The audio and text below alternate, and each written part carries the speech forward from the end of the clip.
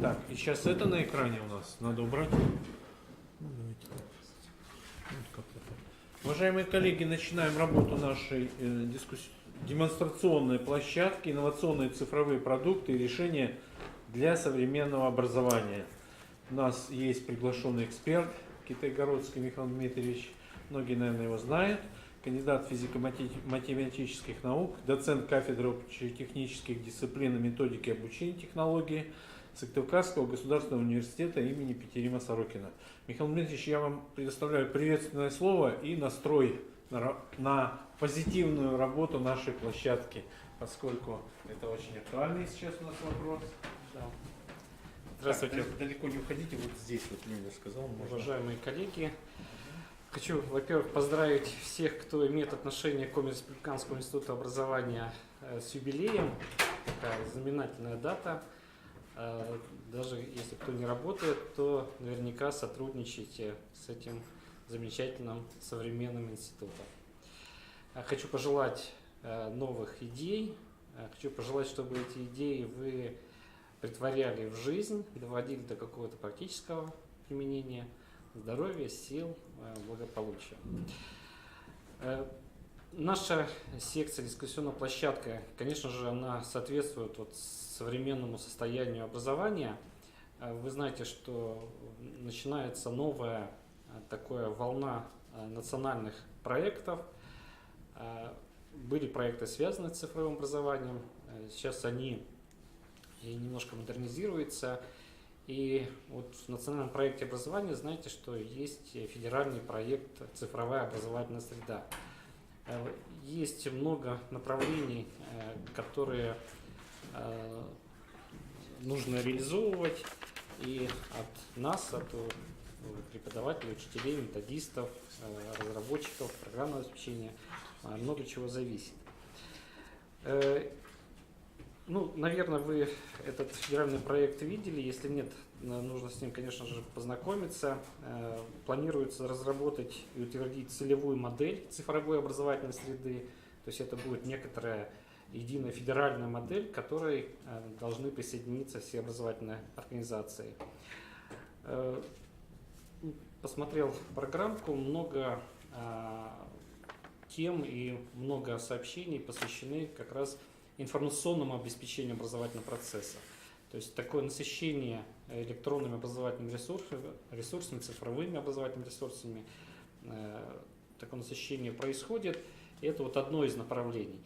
Но только одно из направлений, потому что цифровые технологии не ограничиваются только вот этими информационными ресурсами. Ну, в частности, вот эти национальные, федеральные проекты, они пересекаются друг с другом. И, конечно, нужно обратить еще внимание на национальный проект «Цифровая экономика». В нем тоже есть федеральные проекты, связанные с образованием, в частности, проект «Кадры для цифровой экономики». И в нем прописаны некоторые мероприятия по поддержке талантливых школьников, студентов в области цифровых технологий. И в нем прописаны, в этом национальном проекте, те технологии, сквозные технологии, которые в первую очередь будут развиваться. Ну, там, понятно, есть большой блок, связанный с индустриальными цифровыми технологиями, но технологии там, виртуальной дополненной реальности, технологии интернета вещей, технологии там, больших данных, они в образование входят, искусственный интеллект, да, то есть они в образование входят, поэтому на это тоже нужно обратить внимание.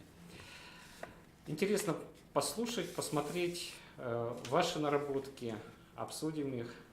Вам успехов, успешной работы, интересной дискуссии и общения. Спасибо. Спасибо. Так, ладно, тогда сейчас, коль у нас Александры Алексеевны нет, попробуем сейчас дозвониться нашим партнерам. Это компания Гэндальф.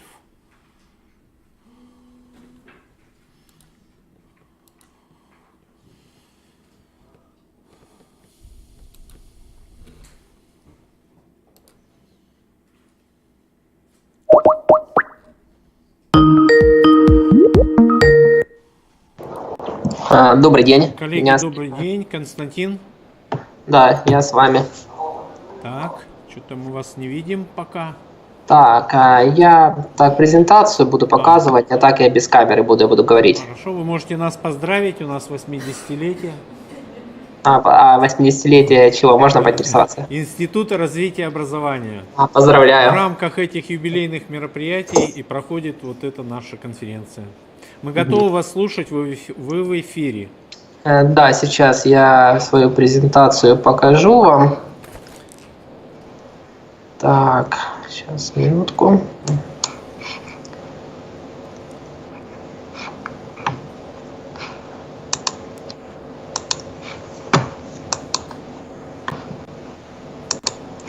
Так, скажите, пожалуйста, слайд видно уже? Да, видно нормально. Да.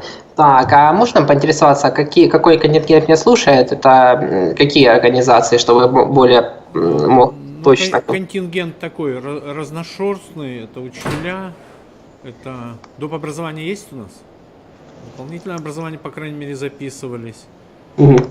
Да, чтобы я мог более речь свою корректировать. Представители профобразования есть кто-то, да? Ну вот, профессиональное образование, то есть разношерстная немножко такая. Да. Но я думаю, будет всем интересно. Да, сегодня хочу рассказать, вот, как законодательно это контролируется. Ну, глубоко в закон углубляться не будем. Да, Основа информационной безопасности, что это такое, как защищать можно рабочие места. Ну и, соответственно, как типовое рабочее место в образовательном сегменте выглядит. Там тут не такие жесткие требования, как, например, к той же медицине. Тут в образовании намного проще с этим работать. Да, у вас 10 минут максимум. Да, я начал. Так, законодательно это регулируется 152-м федеральным законом. Пропал. Это я что-то не то нажал, что ли? Я хотел микрофон выключить, оказывается, выключил.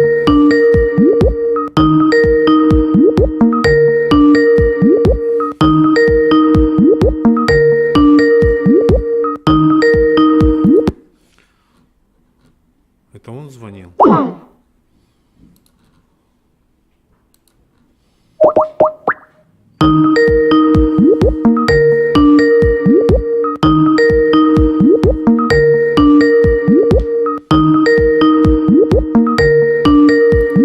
Может, он позвонит? В Санкт-Петербурге должен быть. Сейчас спросим.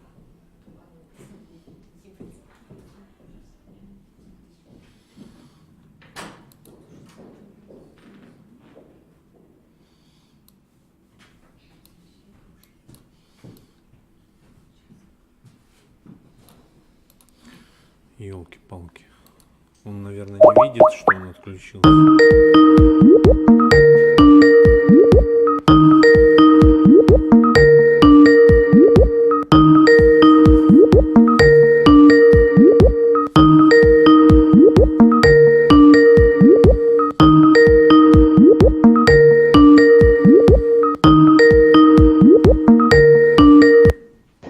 Алло. Да я случайно не ту кнопку нажал. Хотел микрофон отключить, а отключил связь. Ага, да, сейчас, секунду. Так, а на чем мы остановились? На самом первом слайде. На самом первом, так. Угу. Да. Так, ладно, начну сразу. Видно? Да, все нормально. Законодательно регулируется 152-м, 149-м федеральным законом, но они не полные, соответственно, они дополняются дополнительными постановлениями. Это приказ 17 в СТЭК. Он регулирует, как необходимо защищать данные в сегментах. Он, например, у вас контингент есть ФРДО, контингент электронная школа, ФРДО. Вот, это государственная электронная система, это регулируется этим приказом. Постановлением правительства 1119. И, соответственно, как защищать уже рабочие места, регулируется 21-м приказом СТЭК. В них можно более подробно найти, как необходимо защищать уже данные на компьютере.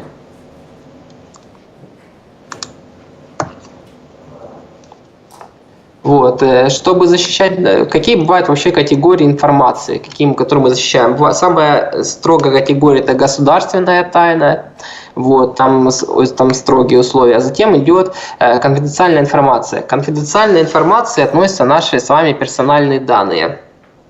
Это одна из категорий конфиденциальной информации.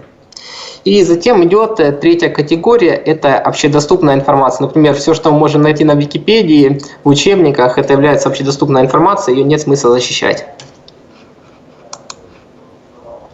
Так, какие бывают угрозы информационной безопасности? Это бывают естественные угрозы, например, произошло наводнение, пожар, и все данные были утеряны. Ну и также, возможно, сбои в работе оборудования. Сломался жесткий диск, все данные утерянные. Затем идут искусственные угрозы. Это угрозы, которые делает сам человек. Они бывают умышленные, неумышленные, и также внутренние и внешние. Внутренние – это когда сотрудники организации что-то делают не так. Это 80% угроз информационной безопасности, это связано с сотрудниками. И внешне это когда уже какая-нибудь целенаправленная атака идет, либо сторонний человек зашел в организацию, что-то похитил. Это уже внешние угрозы. Так, чтобы защищать информацию, мы разрабатываем модель угроз. Вот, например, большинство школ, я думаю, подключались к информационным системам, контингент, либо физгеоприема. Мы разрабатывали модель угроз. Вот с помощью этого документа, это, можно сказать, самый важный документ, регулируется, как необходимо защищать данные. В этом документе приводится характеристика защищаемых данных, то есть что мы защищаем, какую они имеют ценность. Потом модель нарушителя, то есть как нарушитель может похитить наши данные, кто это, для чего они ему необходимы. Все это в документе прописывается. И потом идут угрозы, какие могут быть для данных и какие последствия от этих угроз. Например, если их потерять, это никому вред не принесет, то нет смысла это защищать. И также способы нейтрализации угроз. Это все прописывается в модели угроз, самый важный документ. И какая бывает защита? Первый вид защиты – это организационная защита. Это в основном то, что проверяет Роскомнадзор. К примеру, у вас положение по обработке персональных данных, приказы, инструкции по работе. Например, сейчас актуально в государственном секторе запрещают работать своими флешками, со съемными носителями. Необходимо, чтобы устройства были на балансе организации, чтобы они были в доверенных источниках. Вот это также способ организационной защиты. Режим охраны. Как у вас организована частная охрана, либо вахтер сидит, чтобы посторонние не имели доступ на объект, чтобы кабинеты, где проходит обработка, были закрыты. А следующий этап – это разъяснительная работа с сотрудниками, что можно делать с компьютером, что нельзя, как данные обрабатывать, чтобы человек знал эти регламенты. Затем работа с документами, то есть приказами, с инструкциями, к примеру, согласие на обработку персональных данных, как правильно получить, какие данные можно обрабатывать, какие нет. Ну и также идет аналитика угроз. Так, и вот сейчас страшный слайд будет. Это как технически организовывать защиту на компьютере. Тут далеко не все средства защиты перечислены, но для образования актуальна защита от несовершенного доступа. Это, к примеру, сталкивались с такими средствами защиты, как SecretNet, DaLoSlog или Aura. Ставятся на компьютеры аттестованные. Для чего это средство необходимо? Самое основное преимущество – это ведение журналов. К примеру, там идет разграничение пользователей на компьютере, с помощью этого средства защиты делается, и идет весь четкий журнал. И в этом журнале прописано, какой пользователь что сделал. Например, общий компьютер, на нем работает 5 человек, пропал на компьютере какой-то файл, и не могут найти, кто это сделал. И с помощью этого журнала можно посмотреть, под какой учеткой, когда, во сколько был этот файл удален. И тогда уже, соответственно,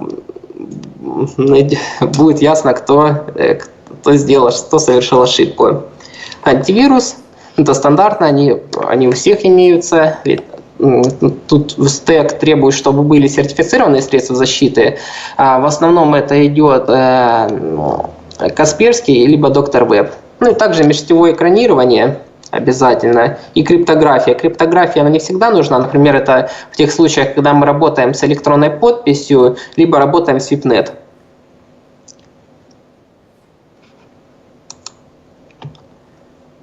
Так, сейчас следующий слайд включу. Так, вот, сейчас я расскажу про особенности проверок. Вот у нас 3 надзорных органа, которые проверяют по персональным данным. Также к ним иногда может подключиться прокуратура. В основном проверки делает Роскомнадзор. Что проверяет Роскомнадзор? Роскомнадзор проверяет организационно-распределительную документацию, то есть положение обработки персональных данных, назначение ответственных за обработку персональных данных, цели обработки персональных данных, как персональные данные, например, на бумажном виде у вас хранятся, согласия все, как можно получить отзыв об обработке персональных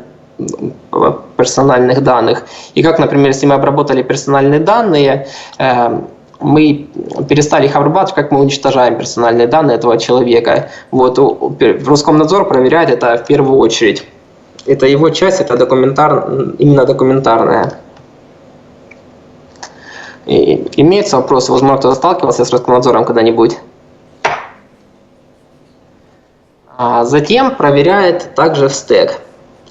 Что проверяет стек? У вас имеются средства защиты, к примеру, антивирусы, средства защиты от несовершенного доступа, межсетевые экраны, и также там очень много средств защиты, их всех не перечислю. Обязательно, чтобы это средство защиты было правильно настроено в соответствии с 21 или 17 приказом, обязательно наличие сертифицированных дистрибутивов. Например, дистрибутив Касперского должен быть сертифицирован. И также он проверяет некоторую документацию, предаттестационную в основном, модель угроз, технический паспорт. Ну, если требуется аттестация, она просто не всегда нужна, также проверяет аттестационную документацию.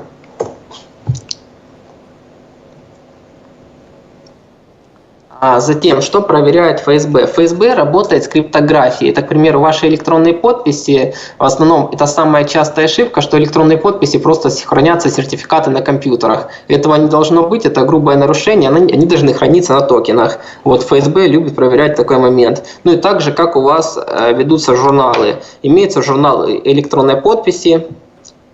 Например, у вас также должен быть, если работаете с ФРДО, либо электронной школой, VIPNet. VIPNet – это криптографическое средство, должен быть журнал, когда его получили, от кого получили. Вот обязательно ведение этих журналов должно быть.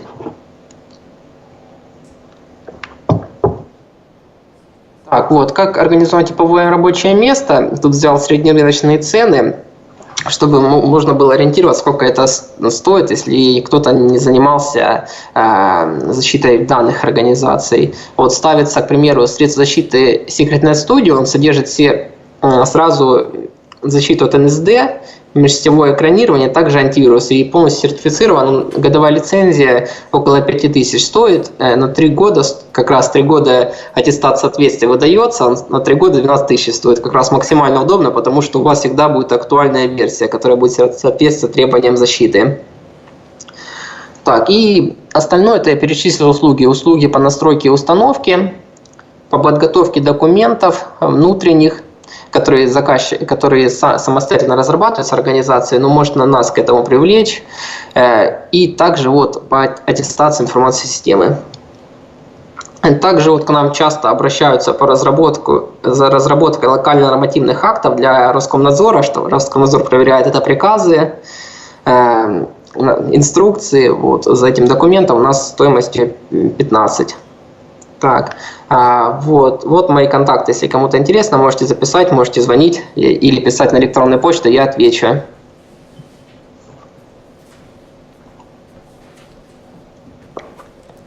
Имеются ко мне вопросы? Так, коллеги, есть вопросы? Да что такое выключил опять? Без вопросов. Ладно. Забыл сказать ему спасибо. Точно.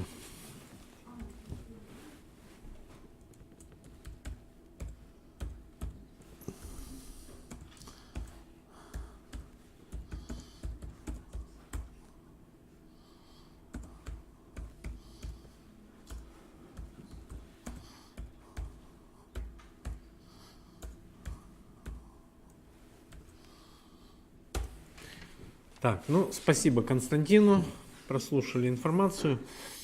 Следующее у нас выступление Пикалева Екатерина Александровна, методист издательство «Просвещение». Я предоставляю вам слово. Уважаемые коллеги, здравствуйте. Меня зовут Пикалева Екатерина Александровна, я ведущая медиатор издательства «Просвещение». С вашего позволения, да, могу ли я свое выступление сделать из двух таких составляющих? Я бы хотела вам сегодня рассказать и про наши электронные формы учебников. Я знаю, что мое выступление будет несколько перекликаться с следующим оратором, да, и хотела бы рассказать о том, ну, это тоже в проекте образования, собственно, о котором мы с вами постоянно говорим. Мы явно нужно, да, это профильные классы, это оснащение образовательных организаций профильными классами, именно комплексное оснащение. Тут что мы вам можем предложить, да, предпрофиль, да, мы говорим, да, мы должны сейчас этим заниматься, детки должны реализовывать профиль, но для этого у нас что-то с вами, да, должно в организации быть, и более того, нам нужны и педагоги, которые бы могли с этим конкретным оборудованием работать, и здесь мы точно так же предоставляем все необходимые услуги. Да, ну, все говорят, да, что школа должна реализовывать программу раннего предпрофильного развития, что это позволит нам ориентировать детей на изучение наиболее востребованных в регионе профессий, да, и мы с вами понимаем, что здесь у нас очень часто, я правильно понимаю, что у вас выбирается инженерный профиль часто, да, и медицинский, да, нет, или не по адресу вопрос, наверное, коллеги, да, ну, собственно, говорят о том, что начиная с 8 класса необходимо это делать. Тут, конечно, у нас есть инженерные классы, да, вот это я помню, что я вижу, что с Lego Education сотрудничаете.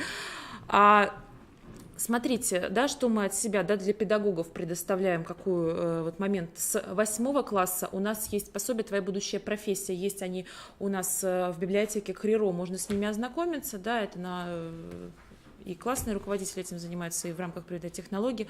По технологии вышел новый учебник под редакцией Казакевич, он в федеральном перечне учебников есть, и это как раз то, о чем говорят сейчас, это не предмет труд, а это предмет технологии, там направление идет, собственно, там ребенку дается возможность посмотреть и вот эту профессию, вот такие технологии, самые современные, да, это и 3D, там, и инженерные, да, ну давайте вернемся все-таки к профилям, какими, да, профилями мы оснащаем, это и биохимические профили, ветеринарный, медицинский и инженерные классы, да, инженерный профиль, это реализуется и как в рамках одной образовательной организации, и также отдельно, как была такая идея, у нас был опыт оснащения центра, да, узлового, то есть, допустим, в районе, да, есть школа, которая реализует инженерный профиль, она будет базовой площадкой, и другие школы, да, могут приходить, использовать ее кабинет, там вот такой вариант тоже есть. Что мы от себя можем вам предложить? Что мы под ваш запрос оснащаем вашу школу необходимым оборудованием, проводим программы обучения преподавателей непосредственно работе с конкретным данным оборудованием. Да, также программы, они разрабатываются индивидуальные, проходят в формате стажировок образовательных в городе Москва, уже непосредственно на том оборудовании, с которым вы впоследствии будете работать. Ну и со стороны, как часть издательства, понятно, что мы оснащаем эти классы учебно-методической литературы. У нас сейчас говорила, я в октябре месяце приезжала, рассказывала, что новые серии пособий вышли в неурочной деятельности «Профильная школа». И вот как раз на профильную школу можно обратить внимание, да, и в конце концов мы получаем такое комплексное предложение, да, по работе конкретно в профильных классах, то есть вся наша группа компаний на это работает. Наши основные партнеры – это Высшая школа экономики, МПГУ, Московский государственный университет Ломоносова, Институт Сечина, Институт Пушкина, ФИПИ. Ну, я думаю, бессмысленно, да, перечислять все, что вы можете увидеть на слайде. Собственно, по ценам это вот такие предварительные. Понятно, что всегда мы идем навстречу, мы предоставляем вам список возможного оборудования, которое мы вам можем поставить в рамках данного профиля. Вот тут у меня медицинский класс. Да, а вы уже дальше понимаете, сколько вам чего нужно, и может быть у вас какой вариант комплектования, полный класс или может быть немного, да, там, не все вам необходимо. Ну и, собственно, мы, да, предоставляем все, и микроскопы, и наборы реактивов, то есть в зависимости от того, что вам нужно. Кабинеты химии оснащаем, и диагностический модуль. Тут в зависимости от того, да, какие модули вы выбираете. У нас были случаи оснащения, когда школа выбирала и просила себе только исключительно диагностический модуль, да, и мы на это шли, конечно, все поставляли. Да, пожалуйста, не буду зачитывать, на слайдах все могут увидеть, да, то, как выглядит наше оборудование, что мы делаем. В том числе был такой опыт, да, у нас мы поставляли анатомический стол, давайте я сейчас не буду углубляться, рассказывать о том, насколько все там идет, там действительно 3D-модель тела, да, натуральную величину, и там прямо по слоям мы можем рассмотреть человека. Вот, да, и у нас понятно, что тут идет речь о необходимости действительно подготовки педагога и специалиста работе с данным как конкретным оборудованием и подачей этого материала, да, тут мы тоже все прекрасно вам можем помочь. Собственно, видим, да, инновационные компоненты, это интерактивная система полуавтоматического контроля качества выполнения манипуляций с предустановленными сценариями. Тут есть у нас идут возможности обучения, отработка практических медицинских навыков, да, это если вы решаете медицинский класс, то есть тут вы можете четко посмотреть, прямо вот руками все отработать, да, согласно заданной системе алгоритма. Я знаю, что в СГУ, да, у вас сейчас есть как раз вот идет заново направление по медицине, да, развивает. Аттестационный центр создается, Да, и да. создан даже уже. Угу. Вот. Собственно, коллеги, инженерный класс, да, там модули у нас есть и 3D-модуль, понятно, что там в состав входят и сканеры, и принтеры, интерактивные кульманы, модули по прототипированию, собственно, да, мы можем поставить модуль по физике, по химии мы ставили, да, робототехнические модули, но я вижу, что тоже с ними все хорошо знакомы, да, и работают. Знакомство в рамках вот инженерного класса, да, станки ЧПУ и продвинутый курс робототехники, да, у нас есть, прошу прощения, да, мы можем проводить, да, соревнования, тоже, ну, знаете, есть институт в Санкт-Петербурге робототехники, с ним тоже точно так же сотрудничаем. Оборудование химических классов, вот тут, собственно, тоже есть и демонстрационное оборудование, полностью оборудованное рабочее место учителю, предлагаем вам и интерактивные учебные пособия, учебная посуда, то есть в зависимости от того, что вам конкретно под ваш класс, под вашу школу нужно, тут мы вам можем предложить индивидуальное решение. Да, биологически. Коллеги, это то, что по классам. Так, я знаю, коротко, тем не менее, по вашему запросу с удовольствием предоставим вам все предложения и всегда готовы обсуждать с вами возможности того, а как лучше сделать вам. Понятно, что мы отвечаем за качество продукции. Да, наверное, понятно, что тут еще у нас большой-большой плюс, что мы предлагаем не просто поставить технику, да, и чтобы она стояла, а именно это комплекс, связанный и с обучением педагогов, да, то, что у нас, вы знаете, мы теперь группа компаний, мы больше не позиционируем себя как издательство. Издательская деятельность – это одно из наших направлений работы. Да. Также у нас есть компания, занимающаяся конкретно оснащением образовательных учреждений. И Академия просвещения, та самая академия, которая занимается разработкой и стажировок, и курсов повышения квалификации, и независимой оценки качества образования.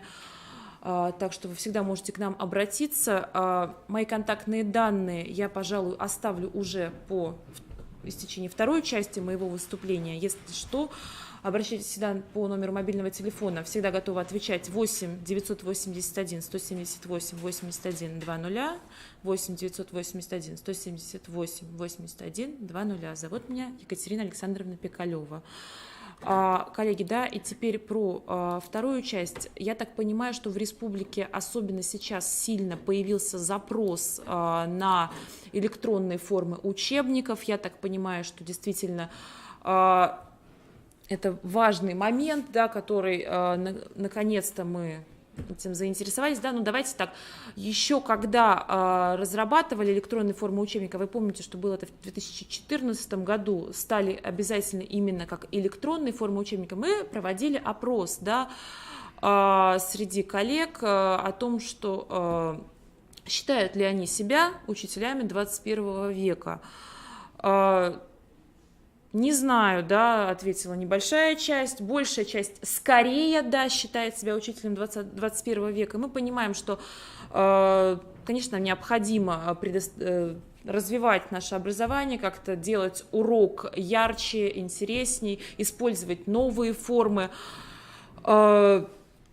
Да, и вот мы видим, да, что изначально было. Помните, раньше ко всем учебникам шли диски, электронные приложения к учебникам. Это было первое тогда требование министерства, тогда еще Министерство образования предоставило такие требования ко всем издательствам, чтобы разработали интерактивные электронные приложения, которые бы расширяли, да, содержание учебников. Впоследствии пошла речь о том, что все-таки нужны электронные формы учебников, и тут начались вопросы, а как, а что, а под какой платформой. Сейчас я так понимаю, что основная сложность, собственно, внедрения электронных форм, это то, что они не на одной платформе все сделано, да, и если школа использует электронные формы учебников нескольких издательств, тут понятно, что есть какие-то сложности с тем, что несколько платформ, нам необходимо обучиться работать с несколькими платформами, но могу вам точно сказать, и за нас, и с другими издательствами чаще всего мы это делаем настолько интуитивно, понятно, что тут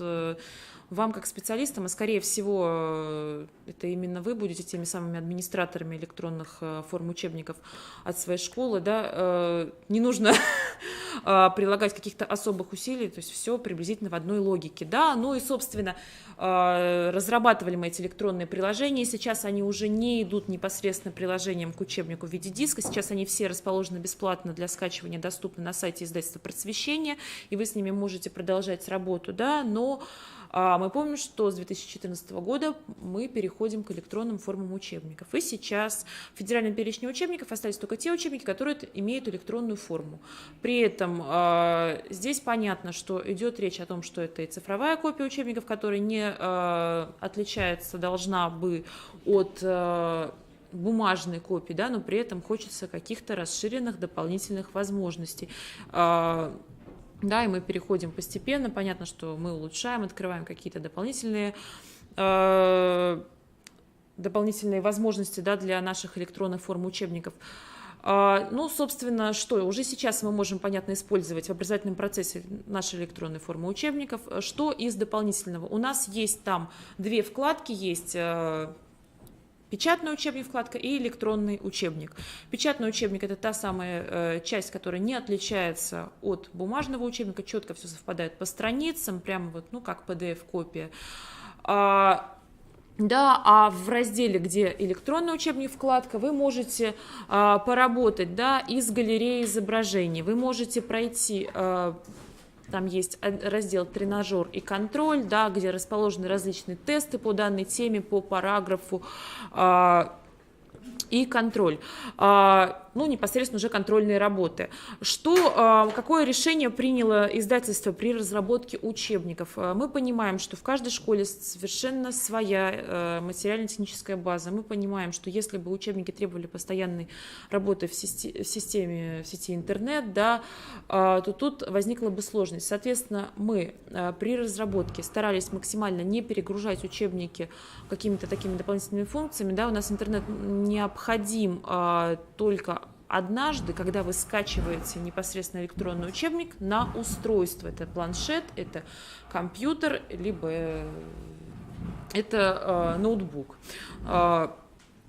Да, также, коллеги, при введении электронных форм учебников тут задавали многие пользователи вопросы, а что делать, да, у нас же определенные есть санпины, требования по продолжительности работы за компьютером, да, что это для участия первых-вторых классов, да, непосредственно работа с ЖК-монитором, это не более 20 минут, 3-4 25, 5-6 класс 30 минут и 7-11 35 минут. Но, коллеги, мы все прекрасно с вами понимаем, что на уроке у нас ребенок не сидит 45 минут непосредственно написано в учебнике, да, потому что мы не используем наш учебник на протяжении всего урока, да, мы предлагаем обращаться, соответственно, тут при работе с электронными формами понятно, что все санпины учителя, педагоги соблюдают, вот. Ну, с интерактивной доской тоже мы не работаем на протяжении всего урока, поэтому вам тут просто оставили мы на слайде конкретно эту информацию, да, если нужно будет вернуться и посмотреть. Собственно, по приказу, да, о формировании перечня были, вот, собственно, предоставлены эти требования о том, что структура и содержание художественного оформления электронной и печатной формы учебников должно соответствовать друг другу. Понятно, что просвещение вот таким образом приняло решение об этом соответствии, да, что у нас 2 уровня учебника внутри одного. В полном объеме, да, должны были содержаться все иллюстрации, да, они есть точно так же, и электронная форма учебника содержит, да, какое-то количество мультимедийных и интерактивных элементов, да, это и галерея изображений, аудиофрагменты, видеоролики, презентации. Ну, скажу честно, да, у нас в учебниках видеофрагментов нет, потому что, еще раз таки, мы понимаем, что если вы закупаете электронные формы учебников, то по закону об образовании вы обязаны обеспечить учащихся и средствами воспроизведения этих электронных форм учебников. Правильно? Да, а тут мы понимаем, что все-таки техника, она зависит от объема памяти, да, цена на техническое устройство в первую очередь, на объем оперативной, да, памяти. И тут вот мы поэтому старались сделать наши электронные формы учебников максимально легкие для того, чтобы любая школа могла их использовать. Коллеги, да, вот тут опросы учащихся, да, результаты приведены, собственно, что нужно учащимся, чтобы хорошо учиться, да, и вот большинство сказали, чтобы был хороший учитель, чтобы сам предмет был интересным, задания должны быть интересными. Мне нужен нескучный учебник, ответили 1500 учащихся.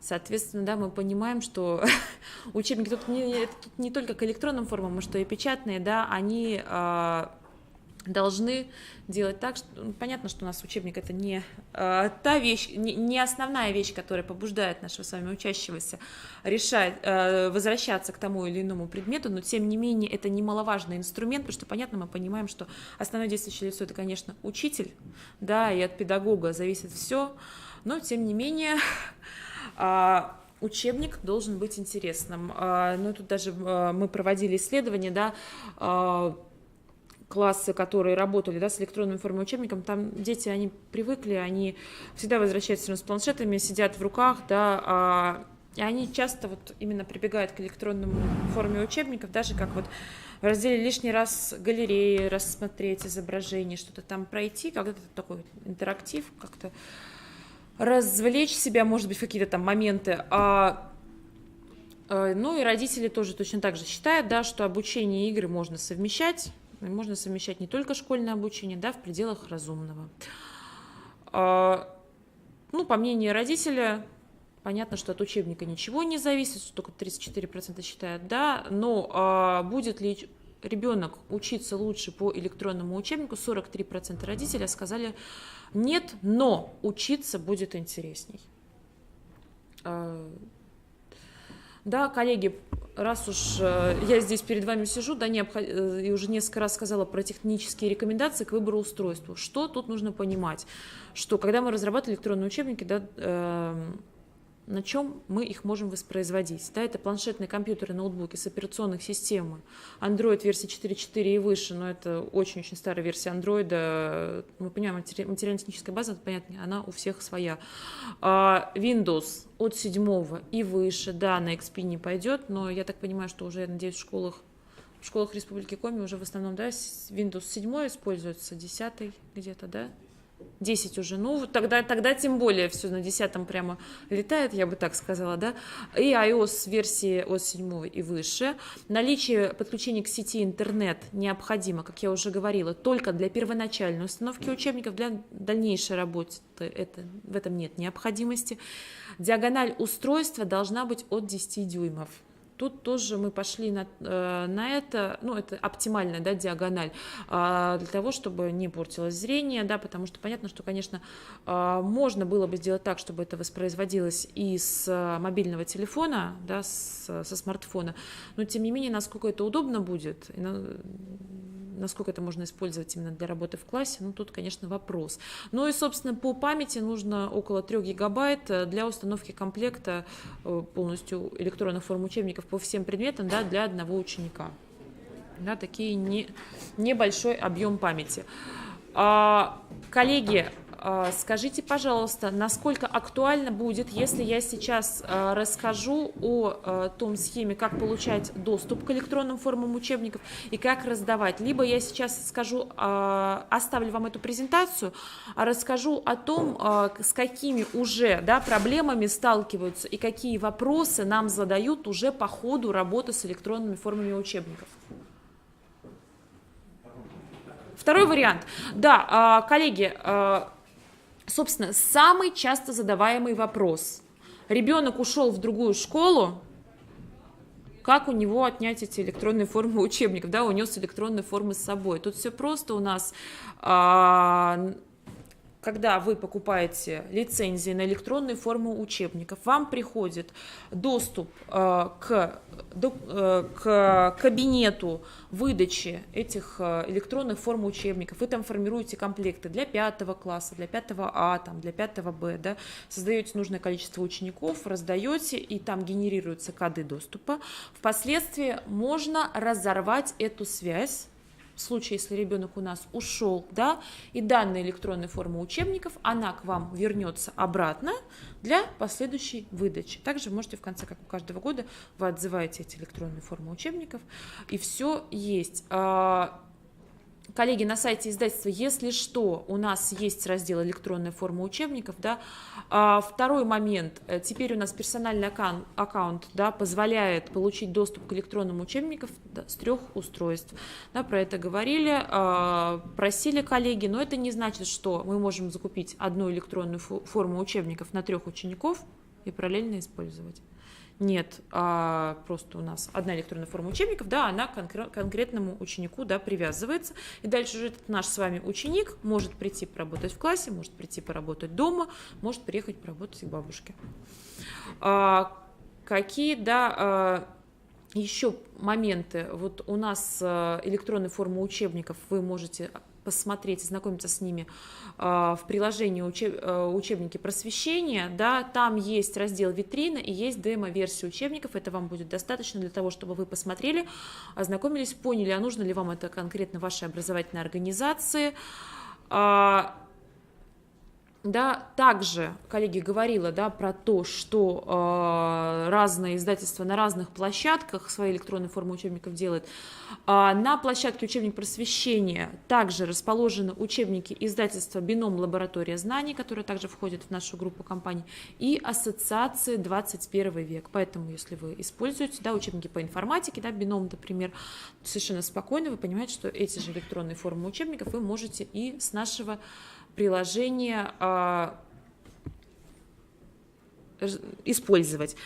Что еще? Да, сроки лицензии год, 3 года и 5 лет. То есть вы в зависимости от необходимости, да, школы выбираете вариант. Вы покупаете ИФУ на год по данному предмету, либо вам нужен на 5 лет. То есть, опять-таки, тоже это вы решаете сами, да, и понимаете, что вот по этому учебнику вы пойдете еще 5 лет, поэтому, допустим, а тут по этому учебнику вы уже заканчиваете обучение, планируете впоследствии переход, да, на другую линию, поэтому вам имеет смысл закупить учебник на год. Также, коллеги, вот тут на слайдах я оставила, да, то, как выглядит электронная форма учебника. Да, вот тут у нас портфель «Мои учебники», статусы учебников вынесены на миниатюре. Вот здесь у меня вот по истории России, вы видите, на планшете учебнички уже закачаны. Те, которые с облаком, это значит, что эти учебники мы раздали на данное устройство, их необходимо закачать. Да, нажимается кнопочка и все скачивается. Это, вот видите, тот самый вот внутри учебник, как выглядит раздел электронный учебник, да, тут summary, основное содержание параграфа, есть раздел закладки, есть возможность добавить параграф в закладки, есть возможность копирования текста, вы можете использовать это для составления каких-то сообщений, может быть, для презентации. Вот педагоги очень часто используют эту функцию для того, чтобы сделать презентацию к уроку по какой-то теме, да. Также за этой стрелочкой, вот, которая сбоку у нас скрывается, тренажер контроля, дополнительные материалы. Сверху электронный учебник печатный, это переключение между печатной и электронной версией.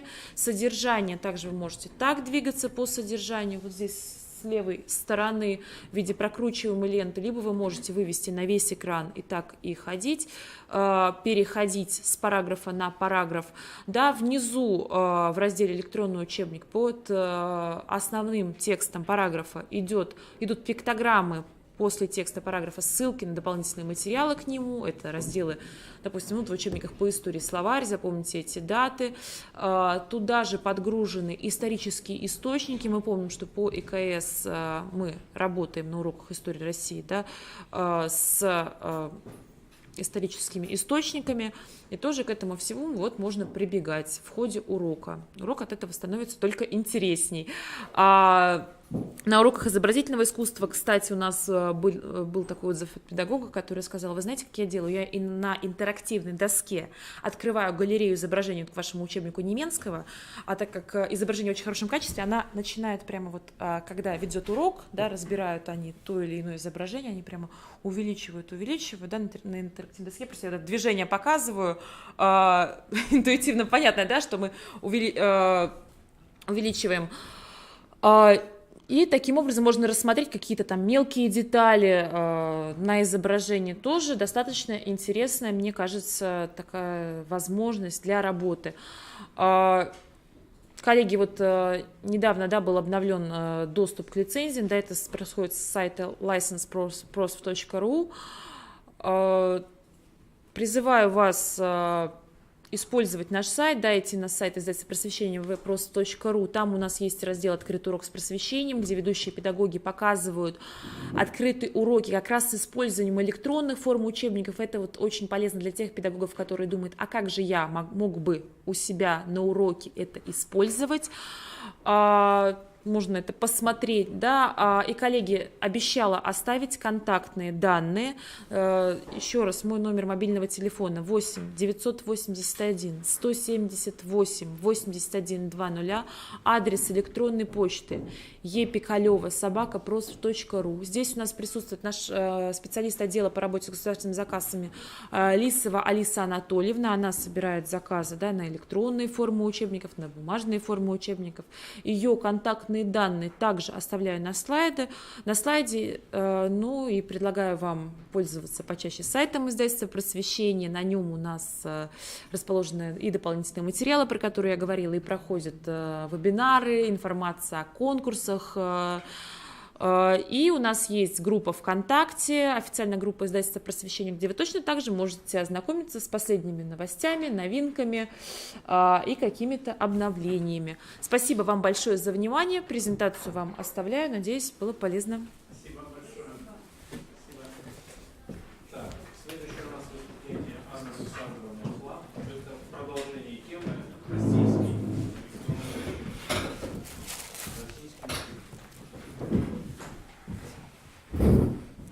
Итак, добрый день, уважаемые коллеги.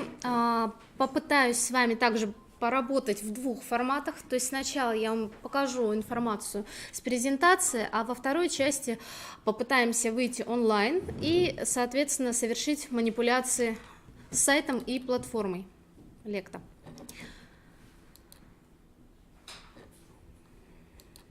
Итак, многим известно, что корпорация «Российский учебник» — это у нас объединенное издательство Дрофавинта, Анаграф, Астрель и цифровая образовательная платформа Лекта. Соответственно, уже сегодня много говорилось о национальном проекте, в том числе о том, что необходимо что-то менять, да, и, соответственно, очень много говорилось о цифровой образовательной среде. Презентацию оставлю, вы можете ознакомиться, 10 федеральных проектов, сейчас уже выделяют 11. Кому интересно, собственно, это можно тоже посмотреть. Я перехожу уже к основной части. Корпорация «Российский учебник» позволяет, скажем так, найти инструменты для создания цифровой образовательной среды в школе. Что для этого надо? Собственно, для этого нужен первоначально доступ в интернет и ваше желание. Дело в том, что цифровые сервисы, они у нас бывают разных вариантов. Во-первых, да, это уже электронная форма учебников, о которой говорилось. Мои коллеги уже из других издательств представляли, я об этом тоже поговорю более подробно. А также это различные цифровые сервисы в помощь учителю. Вот так выглядит скриншот сбоку, видно, сайта. Мы на него сегодня выйдем. Дальше мы идем во вкладку «Лекта». Что здесь есть?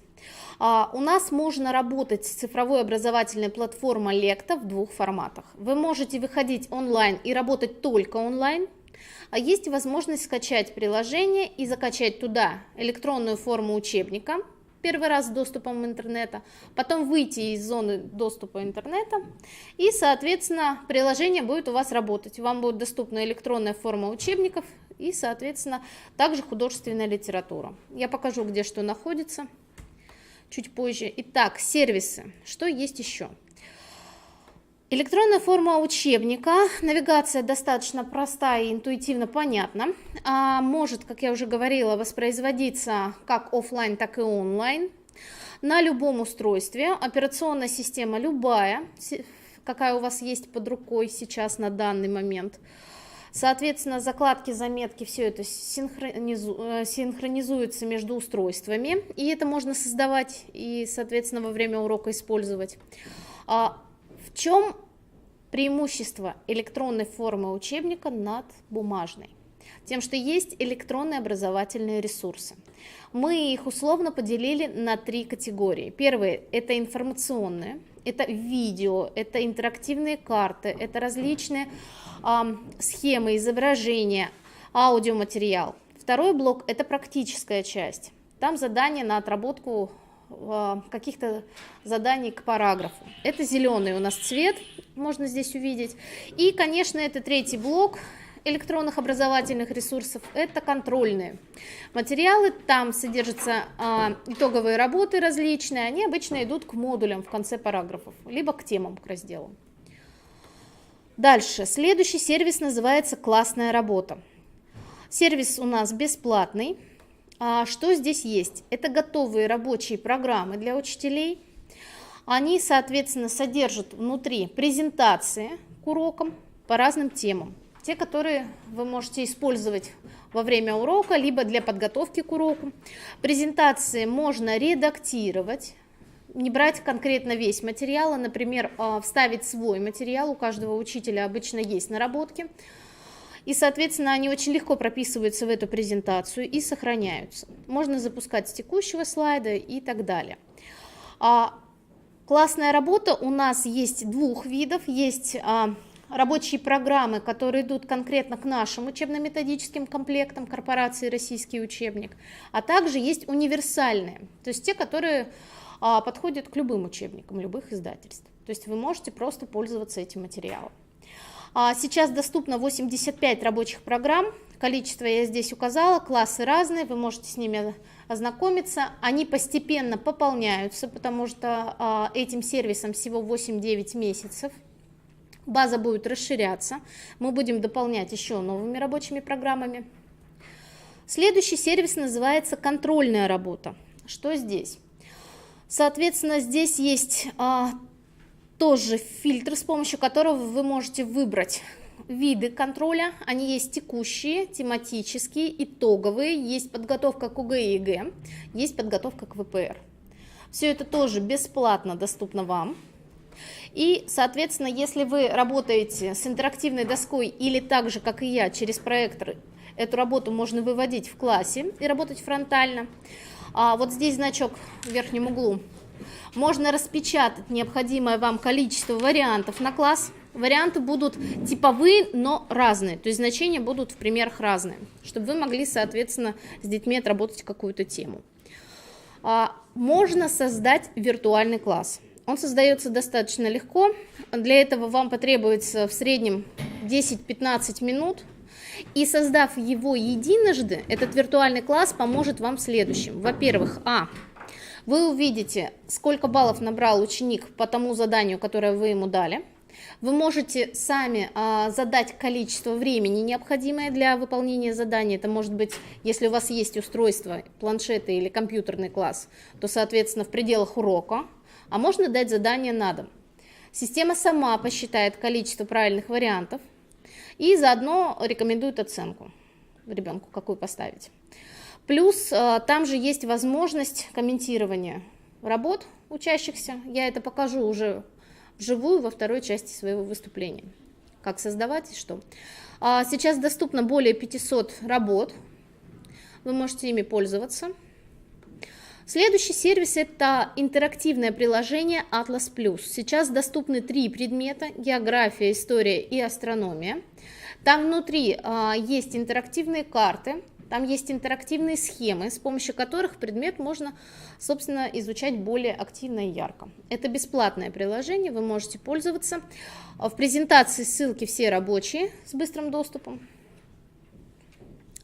ВПР-тренажеры. Это тоже, соответственно, приложение для учителей. Можно скачивать в PDF, можно работать в форме тренажера или в форме контроля. Покажу обе формы уже онлайн с платформы. Ну и курсы повышения квалификации у нас также есть. Есть также совместные различные конференции, мероприятия, конкурсы, которые мы проводим с Высшей школой экономики. Например, в прошлом году это была летняя школа, в этом году она тоже планируется 4-6 июня. Вы можете записаться и подать заявку. Будет обучение, причем в прошлом году мы приглашали специалистов из Финляндии. И, соответственно, они рассказывали о своих технологиях, как они повышали качество образования у себя. Также у нас есть наш партнер, это журнал управления школой. Подписка идет тоже на сайте у нас Росучебник и на платформе Лекта. Ефим Рачевский является главным редактором, у него своя школа в Москве. Частные. Также есть партнеры наши Я-класс и Фоксфорд, с ними мы проводим совместные мероприятия и вебинары. Вот курсы повышения квалификации, мы до них дошли, можно отобрать тоже по предмету, посмотреть. Поддержка методическая учителей, мы осуществляем ее 24 часа, 7 дней в неделю. Причем есть очные мероприятия, есть заочные, есть онлайн. Можно попросить помощи или пригласить методиста к себе в школу. Есть различные социальные проекты. Например, «Страна с великой историей» проект направлен на то, чтобы воспитать чувство ответственности, патриотизма. На этом проекте есть огромная карта, с помощью которой вы можете, собственно, опубликовать свою историю семьи, рода, например, рассказать о том, как воевали ваши предки. Если вы прикрепите эту историю вместе с фотографией, она будет доступна всем. «Страна читающая» проект направлен на то, чтобы дети читали художественную литературу школьной программы. Каждый присылает видеофрагменты небольшие, дети сами с удовольствием участвуют в этом проекте, получают небольшие поощрительные призы, а нам большой плюс, они читают школьную программу. Соответственно, это небольшой код, я его вам потом еще с инструкцией вместе раздам в виде ключа. Это на 5 любых учебников и учебных пособий от издательства нашего, от корпорации «Российский учебник», на 60 дней. Вы можете добавить себе в портфель и, соответственно, пользоваться. Этот же код можно раздать и ученикам, и родителям. То есть, собственно, им может воспользоваться любой. Вот мои контакты. Вы можете их сфотографировать, и, соответственно, я перехожу уже ко второй части. Выходим в онлайн-платформу. Да. А я там быстро буквально покажу, да. Ну тогда 2 минуты.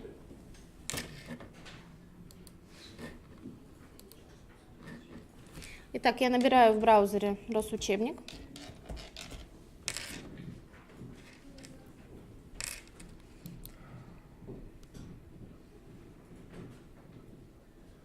Вот сайт корпорации. Выхожу в личный кабинет, поскольку он у меня уже есть, поэтому у меня проблем с ним не будет. Вы просто регистрируетесь, вводя свой электронный адрес. На почту приходит ссылка. И, собственно, вы становитесь нашим пользователем.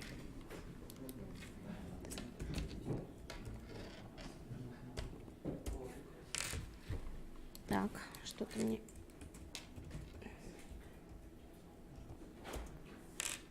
не хочет.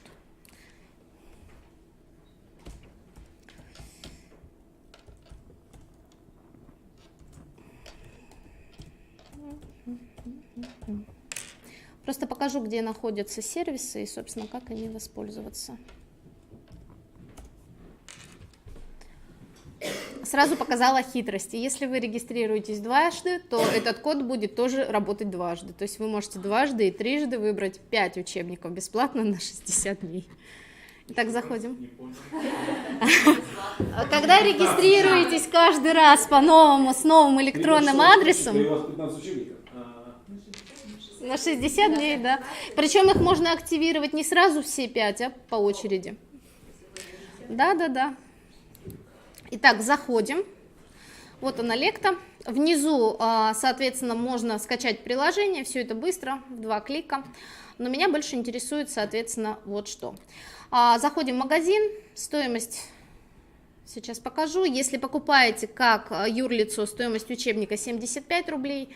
Если как физлицо 149 рублей, 500 дней. У нас стабильно одна и та же, собственно, цифра в днях, когда вы можете использовать учебник. Потом он из портфеля уйдет, но сам доступ у вас останется.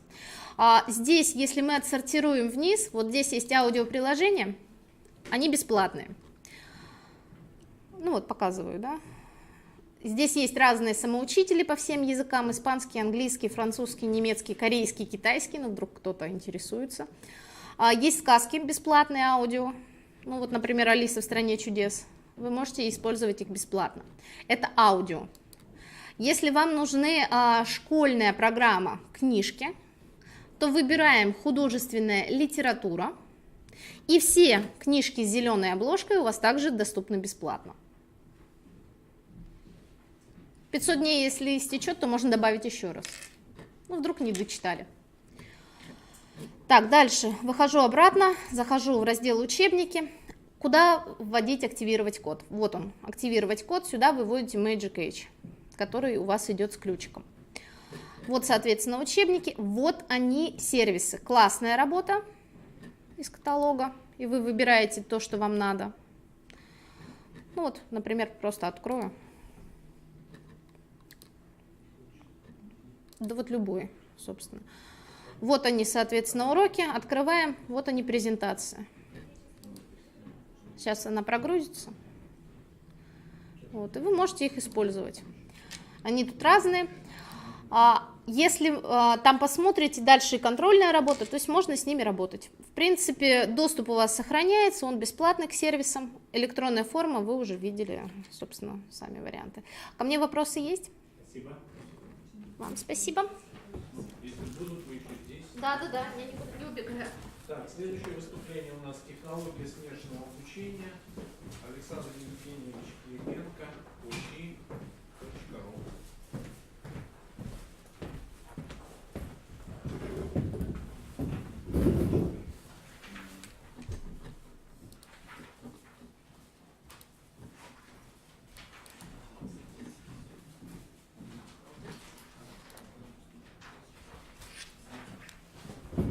Здравствуйте, коллеги.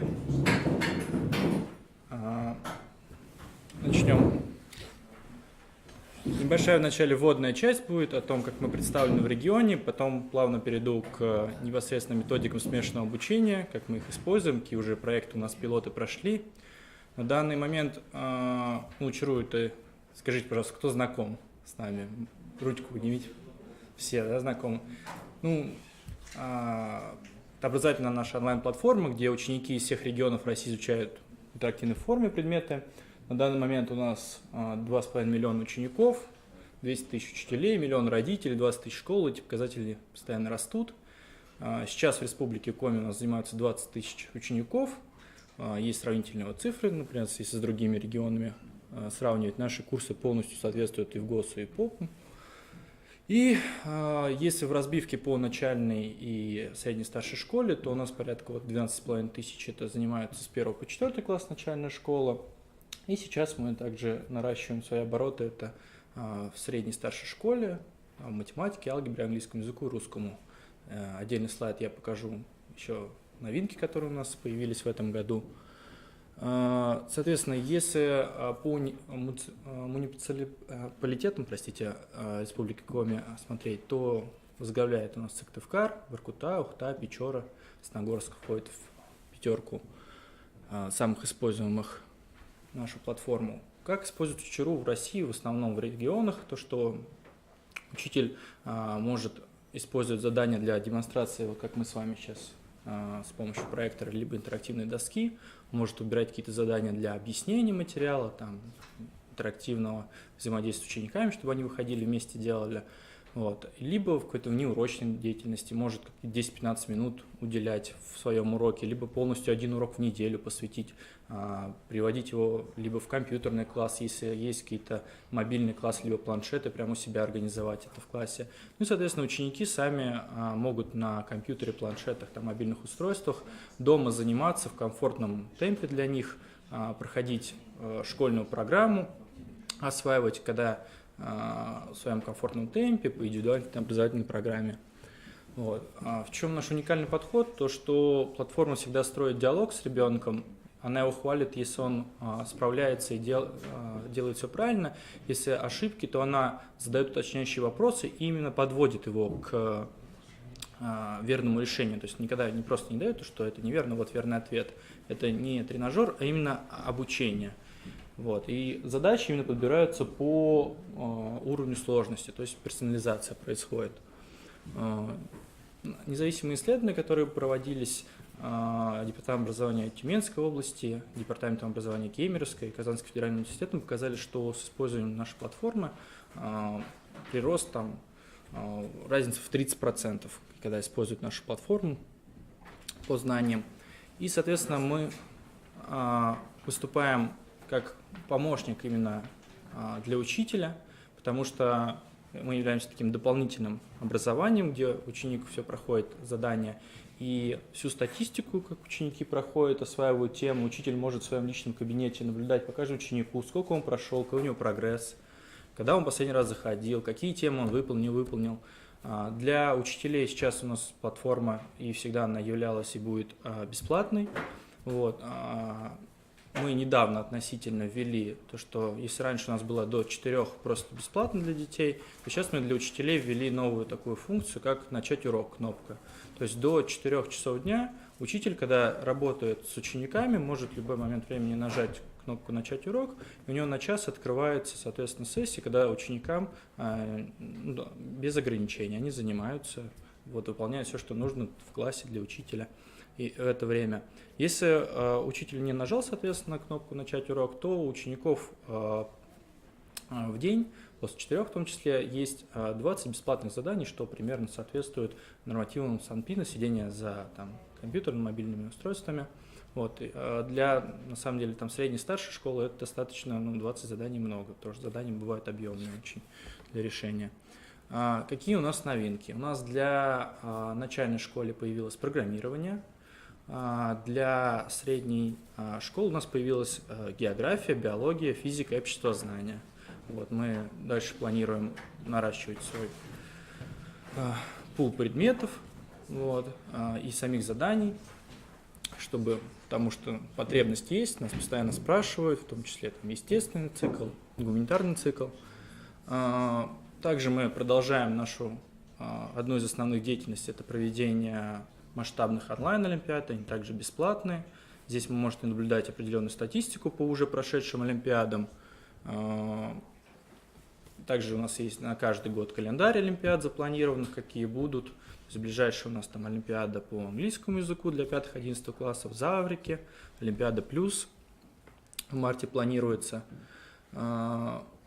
И вообще наша вся платформа, она выстроена вокруг ребенка, чтобы он изучал школьные предметы интересно, понял, что математику то же самое можно изучать с интересом, увлекательно, в игровой форме.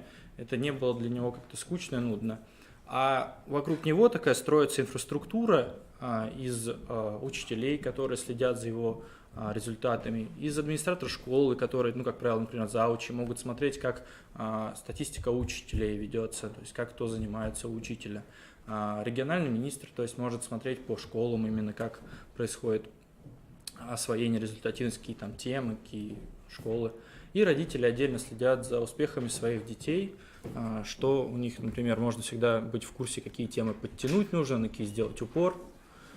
И мы уже который год по важному показателю, это среднее время одного посещения, по источнику по SimilarWeb, занимаем одну из лидирующих позиций, то есть 18 минут в среднем у нас проводят на платформе. Мы очень гордимся этим показателем, потому что это показывает на то, как сильно увлекает учеников занятие, что они очень активно вовлечены в процесс, им нравится проходить наши карточки. И непосредственно к теме заявленного выступления, это про смешанное обучение. Если кратко, то смешанное обучение – это образовательный подход, который совмещает участие с участием учителя и онлайн-обучение. Мы выделяем для себя две методики в смешанном обучении, ну, наиболее популярные, наверное, это ротация станций и перевернутый класс. Ротация станций – это когда учащийся делится по видам учебной деятельности, и каждая группа работает в отдельной части класса станции. Станций может быть несколько, от 2 до 5 я встречал. Ну, в основном делают как бы по 2-3 станции. И цель станции с онлайн-обучением – это развитие навыков самостоятельной работы, чтобы дети сами чувствовали свою ответственность, умение обучаться, именно открывать для себя сами знания. И открытие самостоятельных знаний также присутствует в методике перевернутого класса. Это когда новая тема дается на платформе, и ученик ее проходит в классе. Уже потом, приходя к учителю, учитель не тратит свое драгоценное время на объяснение новой темы, а непосредственно уже работает более углубленно над темой с точки зрения практики, отрабатывает те моменты, которые у учеников возникли, то есть трудности. Также он может это посмотреть и по статистике, и на нескольких каких-то задачах входных в начале урока. Соответственно, как у нас схематично это представлено, чтобы просто картинка отложилась в голове, что вот ротация станции – это в среднем берем 3 станции, фронтальная работа, работа в группе и самостоятельная работа с онлайн-платформой. Может быть без работы в группе, когда 2 станции, то есть фронтально и на планшетах, на компьютерах. И перевернутый класс, когда есть дома ученик выполняет новую тему, изучает, и уже в школе учитель ведет урок. Какие преимущества ротации станций? Что смена различных видов учебной деятельности, то есть ученик не работает в группе, общаясь с одноклассниками, потом присаживается за станцию, где уже электронные ресурсы используют, и тем самым одна и та же информация может у него усваиваться в различных видах деятельности. Потому что, например, тот же пример по себе приведу, я визуал, то есть запоминаю картинку, да? Кто-то воспринимает информацию на слух, кому-то нужно записывать. И не всегда именно один подход должен быть, потому что дети разные абсолютно, люди разные, и данный формат именно обучения позволяет более глубоко именно проработать тему, чтобы она запомнилась, отложилась. Второе преимущество – это работа в малых группах. Когда у вас большие классы, особенностью в некоторых регионах является, вы можете поделить, в ротации станции она делится на станции, когда уже учитель работает не с 30 детьми одновременно, а если у вас там 2-3 станции, то это 15-10 детей. Вы можете посмотреть, какие проблемы у каждого ученика, потому что, проработав с 10, вы поймете, где они отстают, составить для себя список проблемных зон, мест, и уже, например, в следующем уроке методики, подходы можно оснащать как внутри, организовывать ротацию станций как с планшетами, так и в компьютерный класс детей вводить. Соответственно, как у нас организовано это?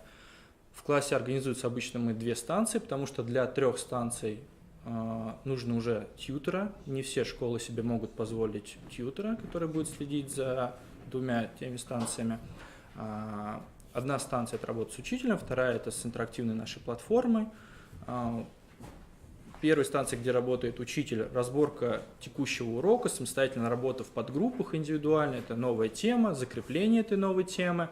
А вторая группа, соответственно, учеников, которая работает с нашей платформой на планшетах, они отрабатывают материал уже закрепленный, через 20 минут они меняются местами, и действие повторяется. Учитель после занятий изучает статистику вот, по каждому ученику, что у них получалось, что не получалось, и готовится к следующим занятиям. Перевернутый класс. Какие у него преимущества? То, что, в принципе, можно организовать в школах даже при скудной инфраструктуре, потому что тут достаточно, чтобы там, планшет, компьютер был у ребенка дома. Именно происходит самостоятельное открытие знаний, потому что новая тема изучается учеником самим сначала дома. В этом помогает ему как раз наша интерактивная платформа, карточки, которые им объясняют. Индивидуальная образовательная траектория, то есть ученик дома сам в комфортном для себя темпе изучает новую тему. И у нас это организовано следующим образом, что учитель достаточно иметь какой-то персональный компьютер там, или планшет, на котором он задаст ученикам домашнее задание на дом, и ученик дома изучит эту новую тему. Если нет возможности у каких-то учеников дома изучить, мы сталкивались с такими проблемами, что нет компьютера. В каждой школе также есть компьютерный класс, и для нескольких, например, учеников можно после уроков им выделить, где они также это проведут. Популярно все говорят внедрение нового образовательного процесса, что это легко масштабируемо. Можно взять любую школу, методики отработаны. Измеряем и настраиваем учебный процесс, что выявляются пробелы в знаниях учеников. Все эти данные собираются, хранятся в различных разрезах. Можно смотреть на различных уровнях, как учитель, так завуч, директор и выше, там, вплоть до министра. И для самих учеников и учителей важно, что успеваемость увеличивается вовлеченность в образовательный процесс, детям становится интересно заниматься.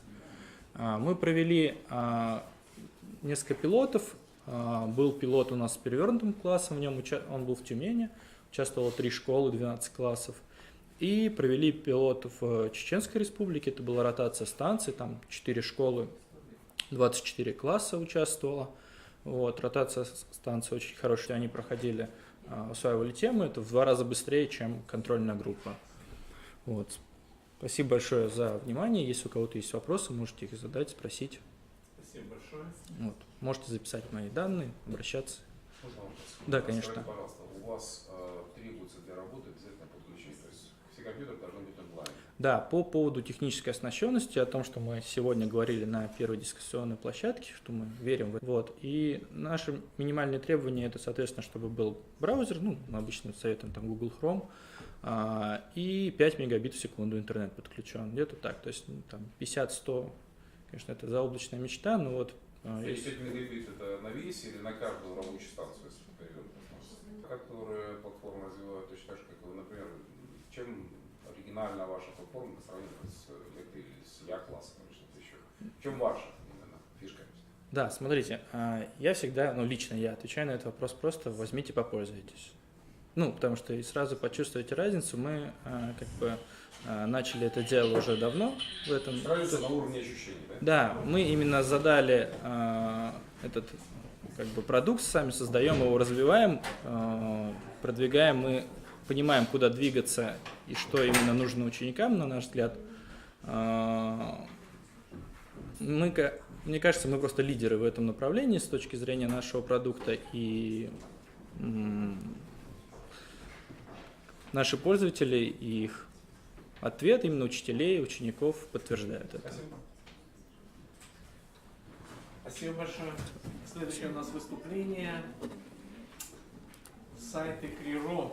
Инструмент расширения образовательного пространства участников образовательного процесса. Дронов Александр Михайлович, ведущий программист нашего центра. Саша. Контингент. Что вам будет интереснее? Больше техническая сторона, рекламная сторона? Что вас интересует? Так, понятно. Нас молчаливая сторона интересует. Хорошо. Секунду. Так, 80-летие. Угу.